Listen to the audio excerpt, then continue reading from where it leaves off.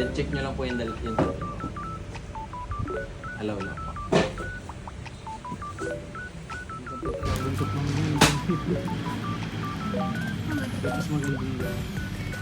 Yun ang lens mode. Kasi meron tayong 360, meron tayong naka front cam and back cam lang po. Yun sir, single press lang ulit. Switching to inner lens, so naka front cam na lang siya ma'am.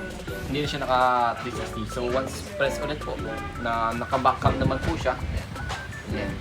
Sige sir, double check ko na 360 talaga. Hold nyo lang po ng matagal yung screen. Then pwede nyo po siya ma-rotate. Po arcana naman yun sir, basta sa gitna kayo mag-gumagano. Ito po yung mga shooting mode na pwede natin sa X3. Kung gusto po mag-video, yan, sabi na po yung video. Then kung picture naman po, sabi na yung photo.